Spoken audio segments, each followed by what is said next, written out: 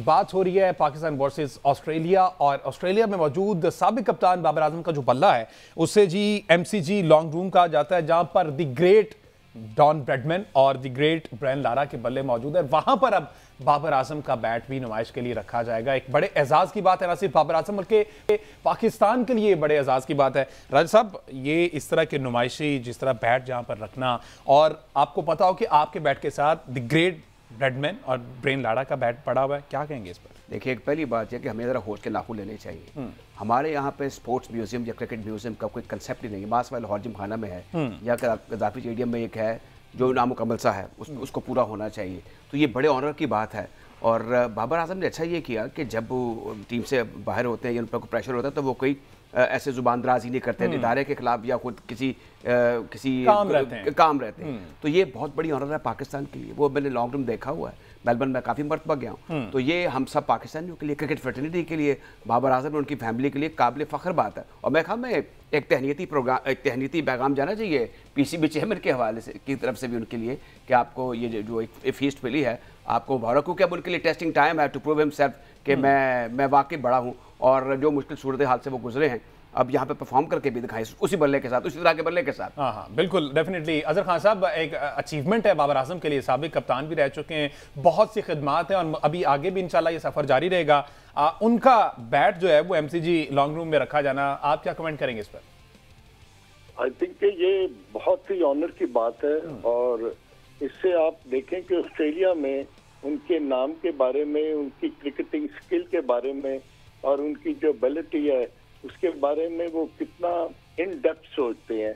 और यही चीज़ जो है ना, वो पाकिस्तान के लिए एक बहुत ही ऑनर की बात है कि उनका एक खिलाड़ी जो कि लॉन्ग रूम में उनका बल्ला जो है ना, वो एक ऐसा मेमोरेबल किस्म की वो चीज़ होगी जो कि आने वाली जनरेशन जो है ना क्रिकेट की ऑस्ट्रेलिया में, वो उनको जब देखती तो वो बाबर आजम के नाम के साथ डॉन ब्रैडमैन और ब्रायन लारा के नाम जो है ना वो भी वहाँ पर प्रविष्ट होंगे।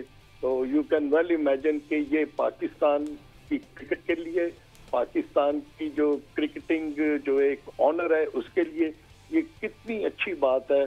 और ये मेरा ख्याल है कि आई डोंट नो कि पाकिस्तान का कोई और खिलाड़ी अहमद को अगर पता हो तो वो जरूर मुझसे शेयर करें, क्योंकि आई डोंट नो कि कोई और खिलाड़ी का बल्ला जो है वो कभी मैं यहाँ पर बिल्कुल ऐसे ही है। अभी तक की इत्तलात रखा गया, लॉर्ड में अलबत्ता रखा गया, मेलबर्न में रखा गया। मेलबर्न में ये पहले बाबर आजम है। अच्छा जी, थोड़ी सी अब बात कर लीजिए यकीनी तौर पर घर के शेर जो है राजा साहब घर में ढेर हो गए, बड़ी बड़ी बातें अपने घर में अपनी कंडीशंस में पाकिस्तान का मजाक उड़ाते थे कि जनाब अपनी कंडीशन में जी सके, लेकिन न्यूजीलैंड की टीम आई और वो उन्हें घर में भीगी बिल्ली बनाकर अभी वहां पर मौजूद है। तीसरा टेस्ट मैच चल रहा है, 2 मैचेस इससे पहले जीते, इब्रतनाक शिकस्त हुई है जी। आज भी 235 पर न्यूजीलैंड ने टॉस जीतकर 235 पर तमाम टीम आउट होगी, 86 पे 4 आउट हो गए और जिसमें रोहित शर्मा फिर से नाकाम रहे और विराट कोहली जनाब उनका बल्ला फिर से रन उगलना भूल गया। अब इसमें तो चलो मान लिया कि रन आउट हुए, लेकिन पिछले मैच में कोई तीर नहीं मारा। क्या हो रहा है? बस देखिए, ये जो है ना, पहली बात यह कि उनकी जितनी आबादी उनकी 3-4 टीमें होनी चाहिए। फिर दूसरी बात यह कि तकब्बुर, रऊनत, ये उनके बोर्ड का भी तो इम्तियाज़ है और उनके जो इदारे हैं, जो पॉपुलर गवर्नमेंट इस वक्त वहाँ पे है सो कॉल, उनका भी ये है कि जनाब हम बड़े फल्ले खां हैं, हमारी क्रिकेट बड़ी अरूज पर जा रही है। हालांकि फल्ले खां तो हम हैं, साउथ ईस्ट एशिया में पावर हाउस तो हम हैं। तो इस बात पर मुझे बड़ा हैरानगी होती है कि हम अमूमी तौर पे जो इंडियन नेशन है ये बड़े डाउन टू अर्थ लोग हैं, लेकिन जो क्रिकेट के अंदर जब वो आते हैं तो उनका जो बीसीसीआई है वो पाकिस्तान के साथ इटखड़का करता है, हम आएंगे, हम नहीं आएंगे, हमारी क्रिकेट बिक रही है, हमारे पास पैसा है। और आईपीएल को उन्होंने एक ब्रांड बनाया हुआ। जाहिर है कि ये पैसे की खेल है, इसमें इंडिया सिर्फ यही समझ ले कि लोग पैसे की खातिर यहाँ पर आते हैं, इसको सोने की चिड़िया समझ के इंडियन प्रीमियर लीग को। तो ये जो कुछ अब हो रहा है हमने देखा है, इसका तसव्वुर भी नहीं किया जा सकता था। तो अब उनके क्रिकेट जो है दीवार के साथ लग सकती है अगर वो उन्होंने अपने चालें ना बदले।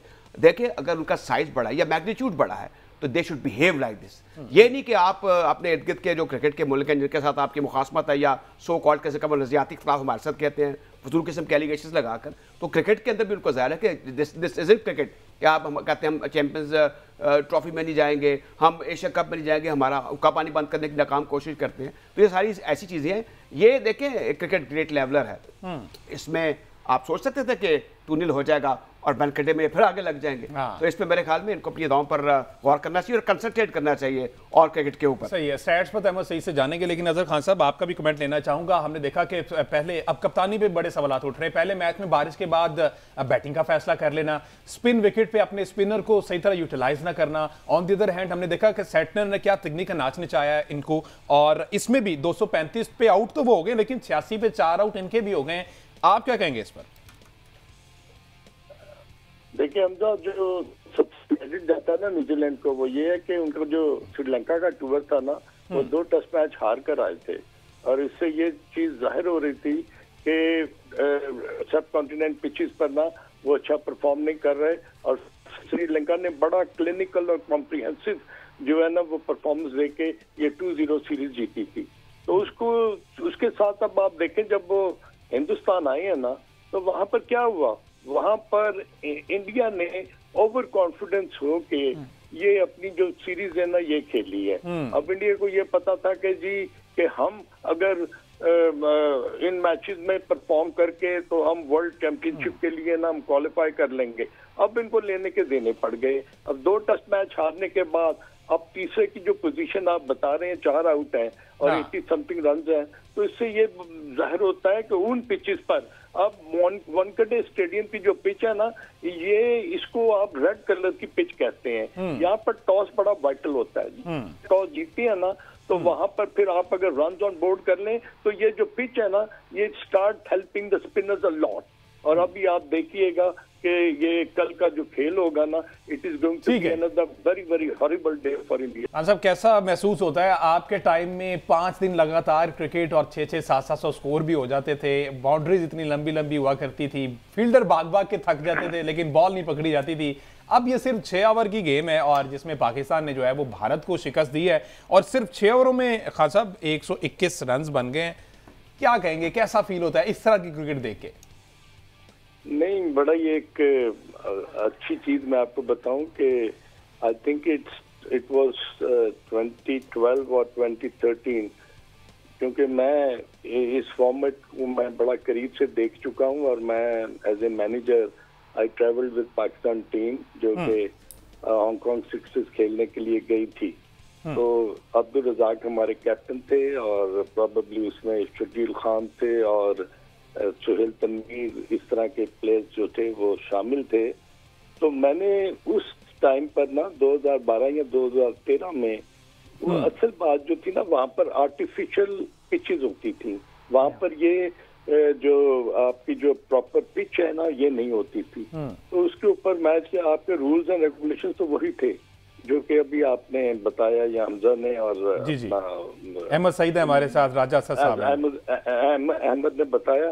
प्रोबेबली उस वक्त ना ये काफी फ्लॉरिश कर गया था ये टूर्नामेंट, और इसकी भी अहमियत हो गई थी। एक फन गेम थी जिसको लोग बड़े दिलचस्पी से देखने के लिए आते थे, अच्छा क्राउड आता था। तो आई थिंक मैं उसमें काफी लकी था कि आई वॉज द मैनेजर इसमें, क्योंकि 6 प्लेयर होते हैं। बिल्कुल अहमद ने सही कहा कि जो विकेट कीपर है वो सिर्फ बॉलिंग नहीं कर सकता, बाकी 5 खिलाड़ियों को। अच्छा खान साहब, थोड़े से रूल्स इसमें चेंज भी किए। मेरे ख्याल रिटायर्ड हेड इससे पहले 30 रन पे हो जाता था, अब मेरे ख्याल उसकी लिमिट 50 कर दी गई। अच्छा, सेकंडली ये भी बताइएगा, आपने तो देखा हुआ है बाउंड्री कितनी होती है, कुछ 40 मीटर की बाउंड्री? नहीं, बाउंड्री बहुत छोटी होती है। बाउंड्रीज की जो है ना थोड़ी सी अगर साइड पर देखे ना तो वो थोड़ी सी बड़ी होगी, मगर ये सामने जो है ना ये hardly I think it is 45 और 50 के करीब होती होगी, इससे बड़ी नहीं होती। तो वो जरा भी आप टाइम करते थे ना तो बॉल जो है ना वो छक्के के लिए या चौके के लिए चला जाता, क्योंकि इसमें सबसे मुश्किल ये होता है कि फील्ड प्लेसिंग जो है ना वो आपको बड़ी टेक्निकली तौर पर करनी चाहिए। आपको इसमें मेनली बाउंड्रीज बचानी पड़ती हैं, तो जो भी टीम बाउंड्री बचा लेती है ना वो थोड़ा सा उसका पल्ला भारी हो जाता है। तो इसमें चौके और छक्के जो है ना they can change the whole complexion of the game. अब जो लोग मतलब आप तो ये 50 था ना, आगे 30 रन के बाद आप डिक्लेयर हो जाते थे। तो डिक्लेयर जब आते थे तो फिर आप तब बैटिंग करते जाते थे, अगर आपके सारे खिलाड़ी आउट हो जाए तो फिर then you are allowed to bat. तो ये जो सिलसिला था ना ये ऐसा था कि जिसके बारे में बहुत लोगों को कम इल्म था, मगर अब ये क्योंकि दोबारा काफी अच्छे के बाद ये दोबारा ये फॉर्मेट आया तो मेरा ख्याल है कि अच्छी एक फन गेम है और लोग इसको एंजॉय करते हैं।